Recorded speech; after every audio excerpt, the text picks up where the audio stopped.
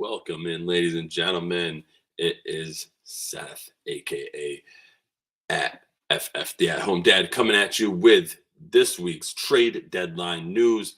All the hits coming right at you with all the fun coming straight from the one and only Fantasy Facts. These are the Fantasy Facts with your hosts, Pat Loftus and Seth Keller. All right. So unfortunately, Pat's not with us today. He's dealing with some personal stuff. Shout out to you, Pat. Make sure you give him a follow at Dynasty_Pat. But we are here with the Fantasy Facts with Fantasy Data. Make sure you check out Fantasy Data. It's where we get all of our numbers from. It's where all of our good stuff comes from. And the best part is you can get on the Fantasy Data train with all the data, all the numbers that you need to do what you need to be the best that you can be at your fantasy game. Use the promo code FAQS, that's FAQS, to get 20% off your subscription at Fantasy Data. Now, we got an action-packed show, talking trade deadline, talking injuries coming out of week 8. It's a little bit different from our normal show, but we're going to make it happen because so much came out of this trade deadline. It was the most productive in terms of trading players in the past 30 years, according to NFL research. So definitely something fun and interesting coming out of today's NFL news. So let's jump straight into, actually, before we jump into the trades, I want to quickly go through some of the injury news so that you kind of know it'll set up some of those trades as well, because some of those injuries I think helped make some of those trades happen. So first and foremost, Ryan Tannehill looks like he's going to come right back in as soon as he's able to with his ankle injury.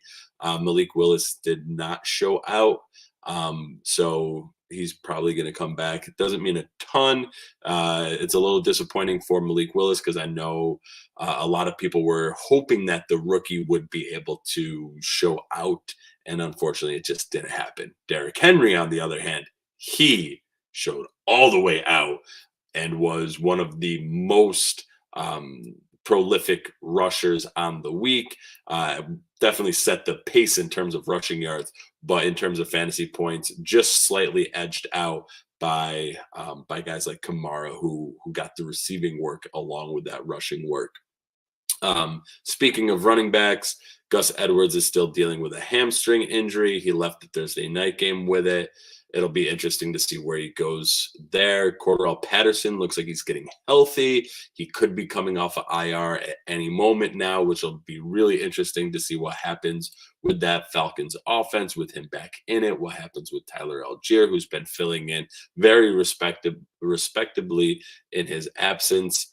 James Conner is also day-to-day with his rib injury, which again, James Conner's been doing fine when he was healthy up until week 5, but hasn't played since then. We're going into week 9, so it'll be interesting to see whether or not he can get the all clear in order to play this upcoming week. Chuba Hubbard was a kind of surprise out, but it really led the way for D'Onta Foreman. This is definitely something you want to keep your eye on, especially if you did a 0 RB type of draft strategy. Now is where you need to be getting, you should have already gotten guys like Hubbard and D'Onta Foreman, but this is where you're going to really put in work with, getting Chuba Hubbard if somebody dropped him because of the injury, because there's still going to be some variance in this Carolina Panthers backfield.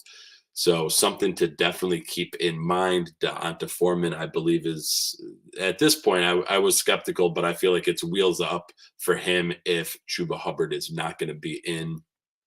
And then Mark Ingram is going to be out likely 3 to 4 weeks with a grade 2 MCL sprain. Really just paves the way for more Kamara all the time. And if you have him, good for you, because he should be starting in every lineup that you have, just with his combination of rushing ability and receiving ability. He is going to be phenomenal as we push closer to playoffs. So fire up all the Kamara you have. Probably the scariest moment of the week, though, came with the wide receivers and Cooper Kupp going down late in the fourth quarter. Everybody a collective sigh of relief. One more time. It looks like he is going to be just fine. So go ahead and fire up Cooper Kupp moving forward. It does not look like there is going to be any missed time in terms of games for Cooper Kupp. Deebo Samuel left with a hamstring strain. 49ers are on bye, so that's a plus. He should be back by week 10 is what people are expecting. Keenan Allen also dealing with a hamstring issue. At this point, I'm not excited to have Keenan Allen on any of my teams. If I can move him for something that is respectable, I'll probably do it at this point. Yes, if I have an IR spot, if I have a way to get him or keep him on my bench, I'm okay with it. But at this point, you're making a push to be in the playoffs. And if Keenan Allen isn't healthy and isn't scoring you points, yeah, you may be blessed with a team where you can hold him all the way into the actual playoffs. But for most teams, I feel like you're making the push to just get into the playoffs right now, especially if you used an earlier round pick on Keenan Allen. You're probably scraping to get into the playoffs, and you need players that are going to help you get there. You can't overshoot and go, oh, I got all these players that are going to be great come championship week. And then you miss the playoffs because they're not playing for you to get you actually into the playoffs. And so that's where I'm at with Keenan Allen. Again, if I have the luxury of keeping him, I'm fine with it. But otherwise, I'm all right with shipping Keenan Allen off. I'm not saying drop him, but if somebody is, already shooting their shot at the championship, by all means, I'm ready to let them go. And then probably the one of the biggest new injuries, I guess, is Rashad Bateman. He's going to be out a few weeks, which really puts a damper on this Baltimore Ravens passing attack.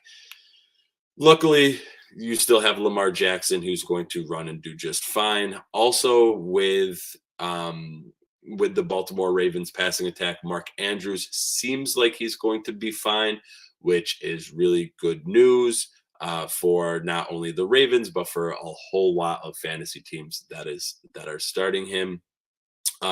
Michael Thomas is finally supposed to be returning as a full participant to practice. Definitely keep an eye on that. He looked really good when he was playing in the first couple of weeks, and then we lost him for the whole stretch of the season pretty much.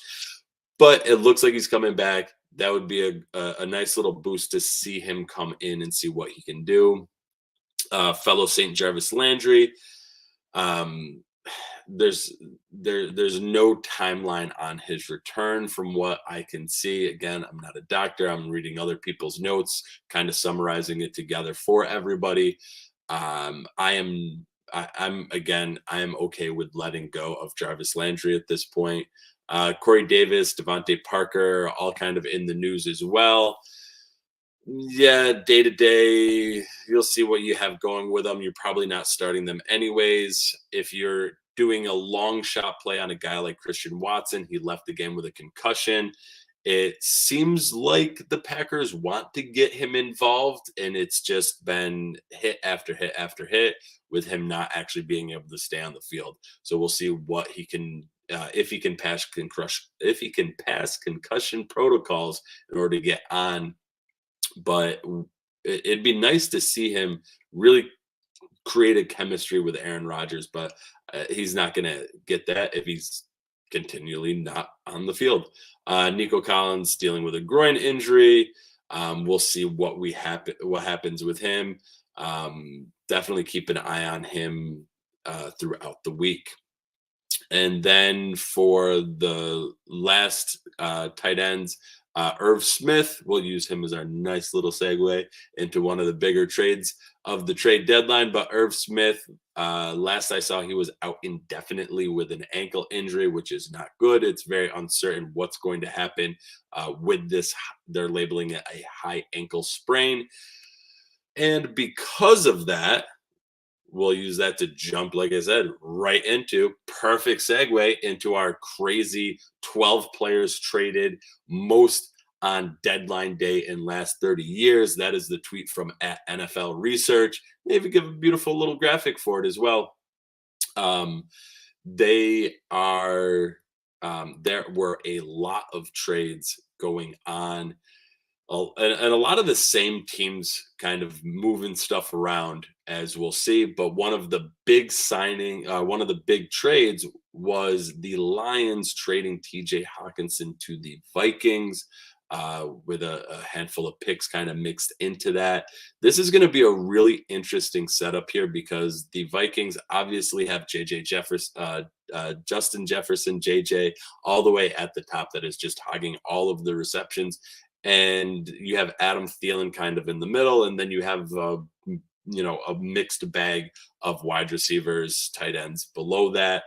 Hawk is kind of demanded in this Lions office, which has been pretty pass heavy, no less than 4 targets a game. Irv has been kind of in that same pool. I think Hawkinson is, I don't think it's a stretch to say in any sense of the word that Hawkinson is a better tight end than Irv Smith is. This could turn out to be a really nice play, not only for the Vikings, but also for TJ Hawkinson. This does make me, maybe not week one. There is usually a little bit of a learning period when a player gets traded right away, but it makes me pretty confident in what we should see out of Hawkinson moving forward, especially with an offense like the Vikings that can get a little bit pass happy as well. I don't think it's going to be a major step down from the pass happy Lions that we saw. It'll be a question of whether or not Hawkinson can really carve out a role in this Vikings offense, and I believe he can, especially with JJ really taking a ton of attention off of that tight end position. And Adam Thielen kind of losing a step.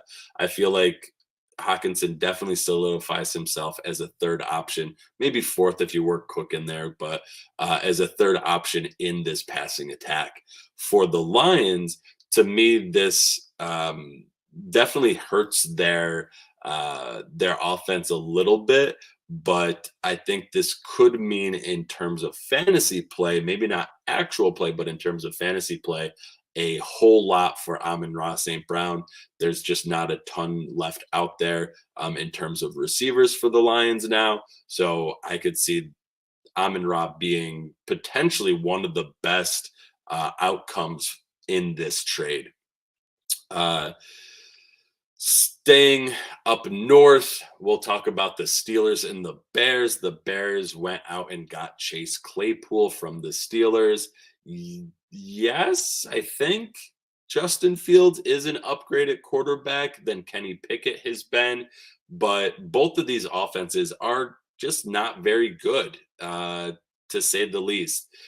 There was a tweet put out by Nate Hamilton that that compared Justin Fields to Joe Flacco, and Joe Flacco has more passing attempts than Justin Fields, and Joe Flacco only played 3 games. So, yes, Claypool should kind of help this passing attack, and he probably fits in, if not at the second, at the third wide receiver, because you have Darnell Mooney and then Equanimeous St. Brown and Dante Pettis trying to figure things out. You have Cole Kmet trying to figure things out. So Chase Claypool could come in there and just jump right on top and be in that second role. But the thing is, the Bears just do not throw the ball enough to really make him be that promising in terms of a projectable outlook. And so What I think you can get out of this is Fields throws a pretty good deep ball. What you're hoping for is that Chase Claypool can use his work, which is pretty good at the deep ball. He is known as a deep ball receiver. You're hoping that you get some of those connections happening. The issue with that is those are difficult to project. You can usually project, targets and sometimes yardage. Once you get the touchdowns and deep plays, now you need a lot of things to go right in order for that to hit. And they're just that much more difficult to say, okay, this week I'm going to put Chase in my lineup because I'm hoping for that deep play and I'm projecting that to happen. It's much, much more difficult to do, but becomes a little bit more valuable, I would say, if you're doing like a DFS setup. Sticking with pass catchers here, let's talk about Calvin Ridley. Lots of gambling jokes coming out that I've seen so far because Calvin Ridley is suspended for the entire year for gambling on himself, but he is going to the Jaguars. I think this is a great dynasty trade. If you have Calvin Ridley, you're probably not going to move him because you're probably already in the mindset of I'm just going to keep him the whole time. But now he gets tied to Trevor Lawrence. He comes out of suspension at 20, I believe 28, 27, 28, which is still in those prime wide receiver years. And he's going to have Trevor Lawrence for the foreseeable future, which Trevor Lawrence has been making strides this year. Yes, it's not filling up the stat book. It's not filling up the win column just yet, but the Jaguars seem to be a team that is making the right moves to move forward. This could be a really great play for Calvin Ridley. If somebody is trying to sell Calvin Ridley in a dynasty league right now, I would try and get him for a second if you can. It may be difficult, but the lack of exposure could end up playing in your favor. The fact that he hasn't been talked about in 8 weeks because he's been suspended, it may play in your favor. But I would say Calvin Ridley is probably in that late first-ish type of range, maybe a second. But I think he's a guy that you want to get on your dynasty squads if you can, and if you can keep that roster spot with him in it for the remainder of the season. Moving on to the running backs now, there was a couple of running backs changing teams. And unfortunately, I do not believe that there is a ton of upside in really any of these running back transitions here. We have Chase Edmonds going from Miami to the Broncos. Chase Edmonds just wasn't getting used very much in that Dolphins offense. He goes to a Broncos offense, which is an enigma, to say the least, between losing Javonte Williams, who was setting the bar at usage. Once Javonte Williams left, it was Melvin Gordon, then Latavius Murray, then Melvin Gordon, Latavius Murray, a sprinkle in some Mike Boone in there. Now you throw Chase Edmonds into the mix. He does have a supposedly better pass catching chops, but that's not something that necessarily Melvin Gordon has really struggled with in his past. Melvin Gordon at one point was a worthwhile PPR play because of the pass catching ability that he has. So I'm not that excited for Chase Edmonds unless there's some kind of injury concern. And plus the Broncos offense just has not been, they haven't been very good. Just let's call it what it is. They haven't been very good. And so Chase Edmonds going to the Broncos really doesn't do a whole lot for me. Sure, take a flyer on him if you can. I'm not really moving anything for him in terms of picks, in terms for dynasty, unless I can get him on, the very cheap, and I'm trying to get into a compete now type of situation. And I'm just trying to collect running back depth just to be safe if it happens that one of my running backs ends up going down. The other running back with the Dolphins, so they traded away Chase Edmonds, and then went and got Jeff Wilson Jr. from the 49ers. The 49ers look like they're starting to get healthy, which is great. You have CMC, who should be leading the pack for the 49ers. Then you have Elijah Mitchell, who should be coming off of IR, um, if not before the bye, because their bye is already coming up. You might see him right after the bye. You also have Tyrion Davis Price, who's their rookie that they got a little bit of work and run in. So the 49ers are getting healthy, and they seem like they're pretty solidified at that running back position. So shipping out Jeff Wilson seems like a decent play for them. In terms of the Dolphins, they're very much in a similar spot as the Broncos, where they had Raheem Mostert, Chase Edmonds. Even there was a week where Myles Gaskins even got a little bit of work. I don't really like the Jeff Wilson approach to picking up Jeff Wilson. I think it makes that Dolphins backfield just a little bit murkier, but I think it really solidifies CMC as the 49ers guy. If you did not watch week 8, where he got 3 touchdowns, a passing touchdown, a rushing touchdown, a receiving touchdown, something that hasn't been done in years. I don't remember the exact year stat that they threw out there for it, but it hasn't been done in years. CMC is their guy, right? And I think that just is completely solidified by this trade. It also sounds like Elijah Mitchell is going to be clearly that number 2 option for them. And that's why they're okay with shipping off Jeff Wilson. In terms of the Dolphins, I don't like or dislike Raheem Mostert that much more or less. I feel like Jeff Wilson is a very nice plug and play type of option when you need him, but it seems to me like the Dolphins just kind of flipped running backs here. It's not a very fantasy relevant destination. The Colts and Bills also did a little running back switch here. The Bills went and got Nyheim Hines from the Colts. Definitely known for his pass catching chops, definitely known for his explosive chops. It seems a bit redundant for what they have in terms of James Cook, who they went out and spent a third round pick on. I have to go back and look to see what exact round pick that was for James Cook. But their rookie in James Cook, who had a decent game actually against the Packers. You saw him get downfield a couple of times. Just struggled, though, to get into the mix. Devin Singletary, and I don't want to toot my own horn, but a little toot.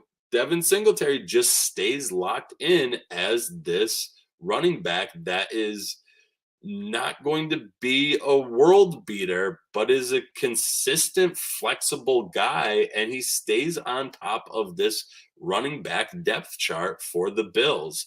And so Nyheim Hines going there and Zach Moss going away, yes, that definitely seems like an improvement. But I would be very skeptical of what Nyheim Hines is going to do to Devin Singletary's workload. And granted, it hasn't been a phenomenal workload, but Devin Singletary has been the leader of this offense, especially at the running back position.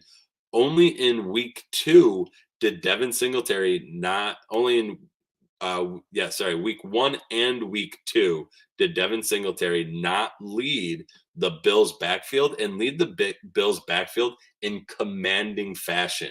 So from week 3 on, Devin Singletary only fell below 20% of the Bills offense one time, and that was in week 5, and he was at just shy of 15%.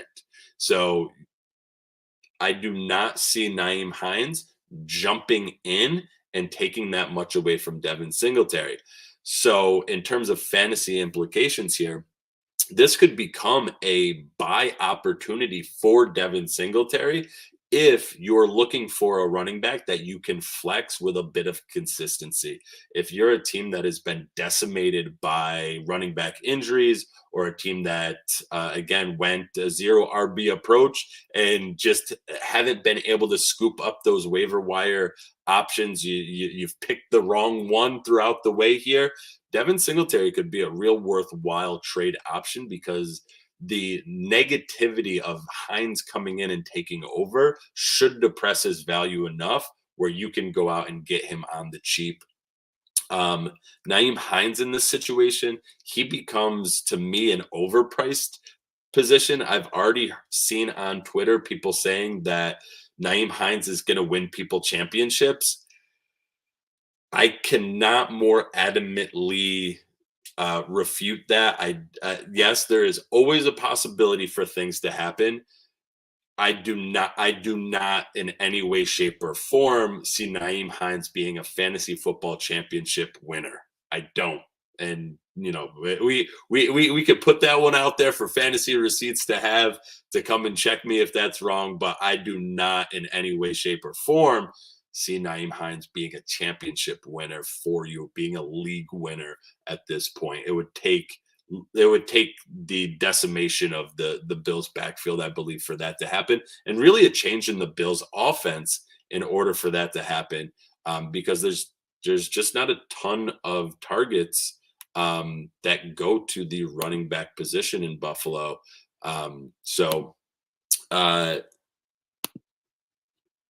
The flip of that trade, and actually let me just throw this out there. In terms of targets, there's only been 2 times where running backs have had more than 6 targets for the Bills. So you're not getting the games where you have like Kamara where he got 10 targets. I believe it was 10 or 11 targets this past week.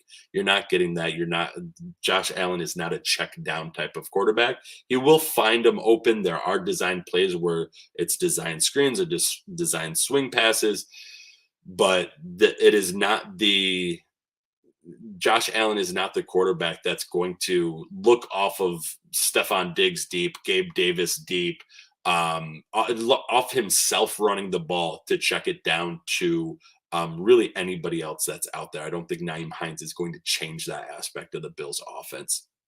And then the flip side of this trade was Zach Moss going to the Colts. Again, it's a backup play here. This could be, maybe a cheap flyer somewhere. To me, this is kind of like the CMC was the winner of the Jeff Wilson piece of saying like, no, this is our guy. I believe the Colts already knew Jonathan Taylor was the guy, but I feel like for fantasy perspective, maybe we see JT now getting some more passing opportunities because Naeem Hines was that quote unquote passing guy. He was the guy in the 2-minute drills. We might see JT just be worked to the point of exhaustion, but to the point of fantasy greatness, because running backs either need to be hyper efficient to be fantasy relevant, or they need to be hyper involved in terms of their volume. And so JT now has the opportunity to be hyper involved. Zach Moss has done decent receiving work, but he's not known as a receiving back. Yes, they have Deion Jackson that's still there. That's still both of them making a little bit of noise, but to me, they're waiver wire pickups. They're flyer guys.